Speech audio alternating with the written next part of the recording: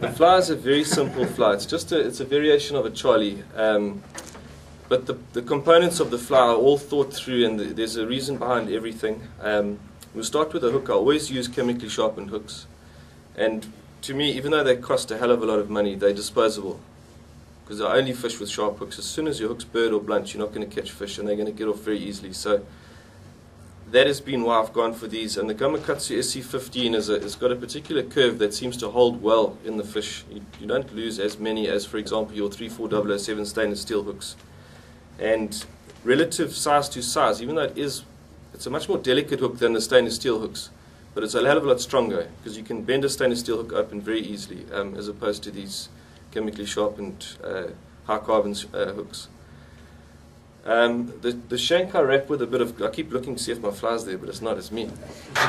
The shank is wrapped normally with a pearl thread, but I don't know if you can see. You can't find it really often, and obviously it's impractical for me to cut a little piece for all of you to try and wrap the shank with. It just won't really work out. So what we're going to do tonight is we're just going to put a white thread on the shank, and then we'll cover it with a piece of the shiny stuff, so that you just get that glow on the body, which is it's basically full of triggers. The eyes I use normally the black painted bead chain.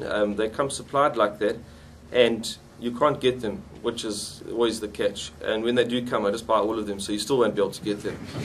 So, because as I said, I dispose of these flies virtually after every trip. I'll go through several of these and get rid of them afterwards.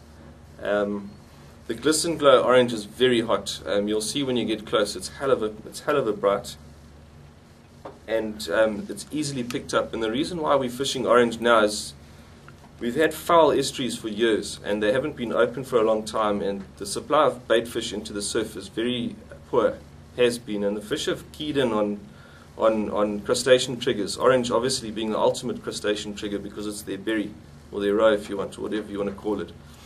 I give it a red head just because it's a hint of blood, and it's also it's a contrast as well, so it acts as a further trigger. With this fly, I had tied it as an experimental fly, and we were fishing at Cape Vidal, and the fishing was appalling. I was not catching, and I thought I had sighted some kingies feeding in a rip.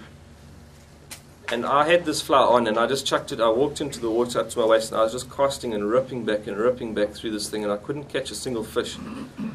And I just, in frustration, the fly was just lying static, almost nymphing in this rip, and I turned to talk to someone, and the rod just went wah, and nearly got pulled out my arm, out my hand. And it was a really nice stone bream. And over time I've realized that this fly fished static, so you match the pace of the water basically, is a fantastic stone bream fly. And this weekend I caught about 17 or 18, and you sort of lose count of all good sized stone bream, really strong, all keen to take the fly. And when they hesitated, I had plenty of blacktail that pop up and steal it from them, and it was hell of effective.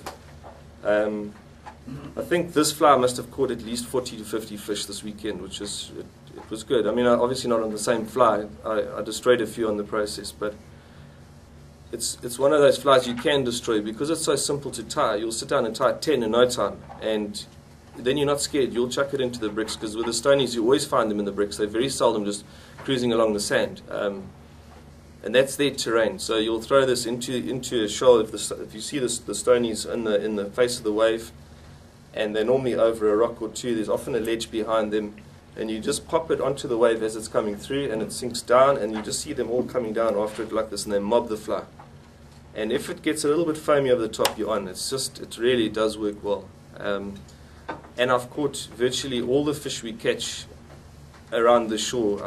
Shad, I've caught big eye kingies, yellowtail. I've even caught an ignobilis on this. Obviously not very big, but it took it. And it took it when the fly was actually static on the floor of the estuary at Carradine. So I'd stopped, and I was adjusting my backpack and all of that, and as I stripped this thing, I was tasting this fly, and I had it. So Cape Moonies it takes, barred flagtail. I've said shad, they like as well. So this is tied on a 6. I was going to get 4s. They didn't have stock of the 4s, but I used the 6 primarily anyway. But it was just a concession to people's eyesight and handling and that sort of thing. They thought we'd just go a bit bigger.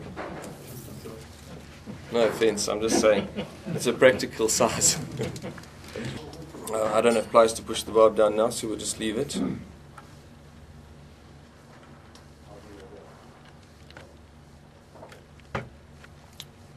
Just dress the shank. Remember, I would normally use a...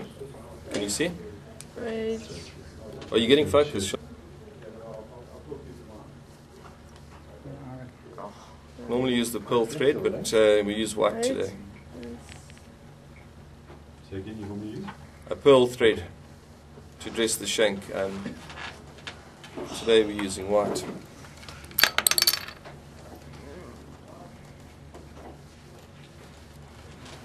Right, there you go. Are you getting it? Sort of.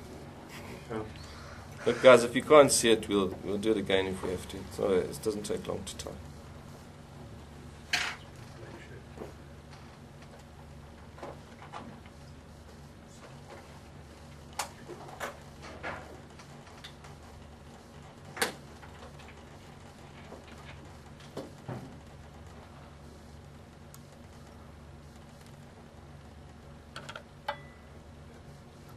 Have gone that way now because the normal thread gets in the rough surf, it gets worn out quite quickly and it turns into a fairy fly and then the ice fall off. So I found this stuff lasts much better, and then we just dress it up a bit around that. I use a lot of super glue in my surf flies as well, just to make it a bit more durable.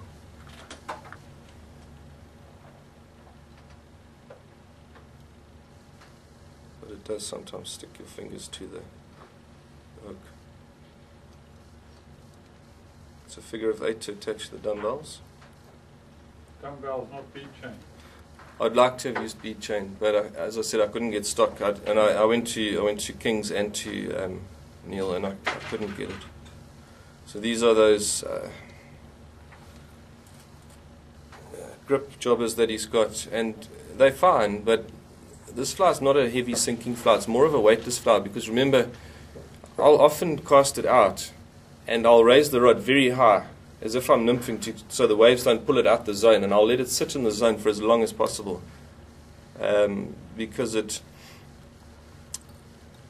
works equally well when it's not fished fast, and the slower you fish, the longer you've got your fly in the zone. It's obviously the more chance you've got of catching something. A hell of a cheap. My mate's a big monkey in charge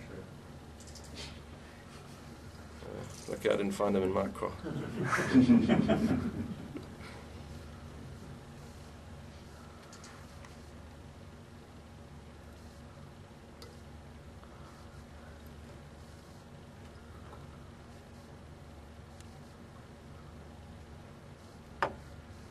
Are you guys okay with what's going, or do you need a running commentary for the obvious? Because what we're really doing now is just wrapping the shank with a bit of shine.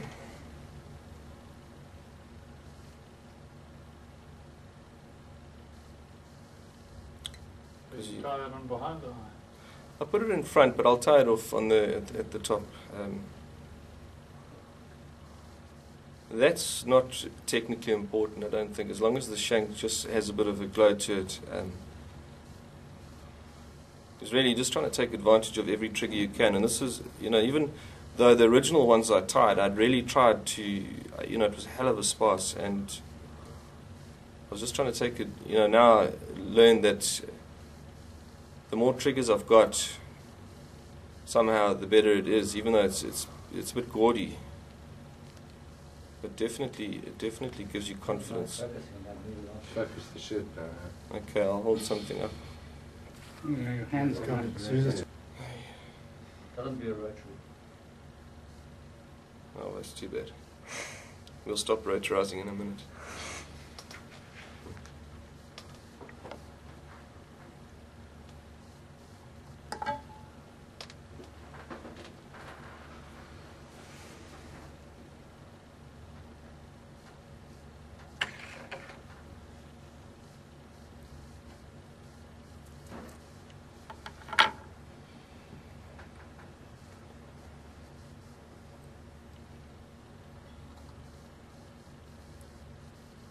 The idea now is that you tie off and you glue it, and then you do a whole lot at that stage, and you just let them dry. You just dangle them from your thread holder, whatever that thing's called, and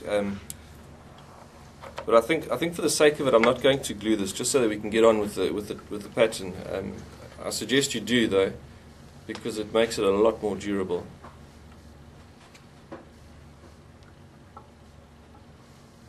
Oh, this table's bad.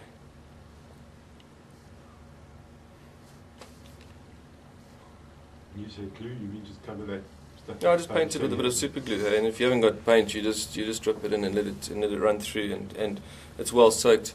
You can use Sally Hansen's and things like that, but it peels. The nice thing about the glue is it doesn't peel off; it absorbs, and at worst it might become a little bit powdery on the thing. But it's for me, it's probably the next best thing to epoxy in that environment.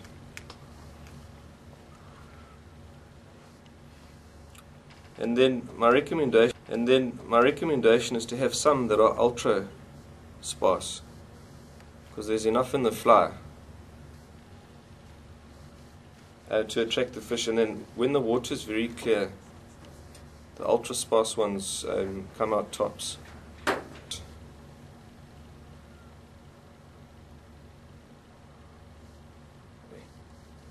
It's not going to loop nicely.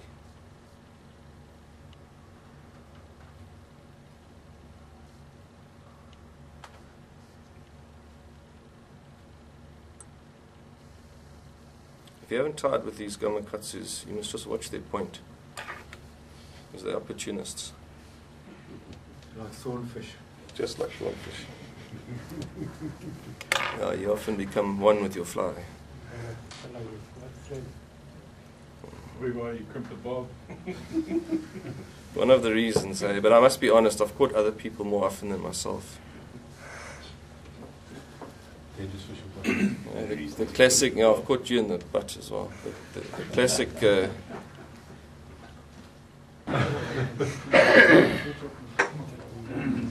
should have sold it. best price. What's that you're putting on that, huh? I'm dressing the head with red.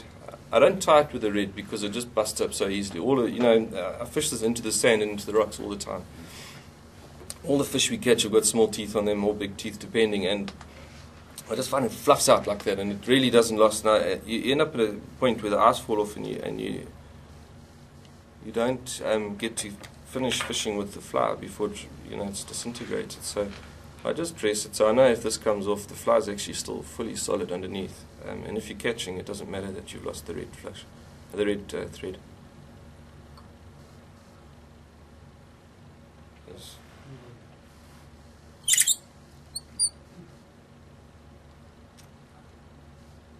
That's the problem with the super glue. It sometimes gets into the bobbin too.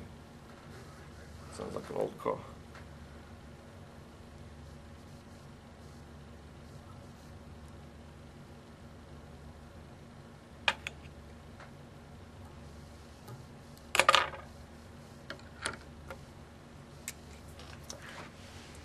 That's probably about as sparse as I'll ever go. And be very careful when you finish it off, because this stuff wicks up the glue or the varnish like there's no tomorrow. It just goes straight up into the fly, and it becomes quite a stiff little chap.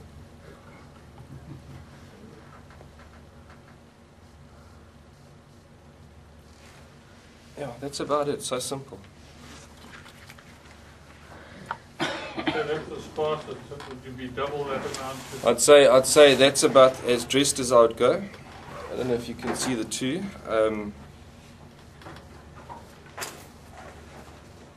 One's about twice the other. So that's about your range, and it doesn't need to be any further than that. So from this much, you guys will clap when you fish this fly, I promise. Thanks very much, Tom.